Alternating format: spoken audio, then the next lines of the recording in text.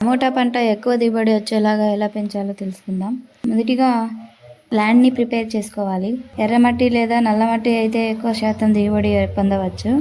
ట్రాక్టర్తో beds prepare చేసుకోవాలి. First beds ready అయిన తర్వాత నర్సరీ నుంచి మొక్కలను తెచ్చుకొని పర్ ఎకరాకి సింగిల్గా అయితే 7,000 మొక్కలు అవసరమవుతాయి. డబల్గా నాటాలి అనుకుంటే 12,000 నుంచి 14,000 మొక్కలు అవసరమవుతాయి. మంచి క్వాలిటీ సీడ్స్తో ప్రిపేర్ చేసిన మొక్కలు అయితే మంచి రిజల్ట్ ఉంటుంది. నర్సరీలో పెరిగిన మొక్కలు మాత్రమే తీసుకోవాలి. ఈవినింగ్ లేదా ఎక్కువ ఎండ లేని టైంలో మాత్రమే నాటాలి.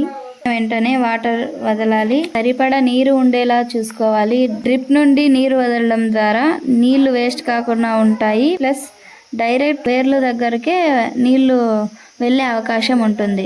నాటడం అయిపోయిన తర్వాత న్యూట్రియంట్స్ మేనేజ్ చేసుకోవాలి. వారం అవసరపడ ఫర్టిలైజర్స్ మొక్కలకు వాడాల్సి ఉంటుంది. దోమలు, ఈగలు, మిడతలు ఇలాంటివన్నీ మొక్కలకు రాకుండా చూసుకోవాలి. సరిపడా మందులు వాడాల్సి ఉంటుంది. రెగ్యులర్గా ప్లాంట్ డిసీజెస్ ఏమైనా వచ్చాయా అని చెక్ చేసుకుంటూ ఉండాలి. ఫర్టిలైజర్స్ నీటి ద్వారా వదిలేవి కొన్ని ఉంటాయి. మోటార్ ద్వారా స్ప్రే చేసేవి కొన్ని ఉంటాయి. అవి కూడా క్యారీ చేసుకుంటూ ఉండాలి. కాయలు పెద్దగా అవ్వడానికి కూడా మందులు ఉంటాయి. టమాటా కాయలు ఎక్కువ అయ్యే సమయంలో చెట్టు పడిపోకుండా ఈ విధంగా కట్టెలు కట్టుకోవాలి.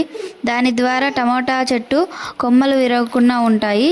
చెట్టుని దారాలతో పైకి కట్టడం ద్వారా కాయలు బరువుకి నేలకి తగలకోకుండా ఉంటాయి.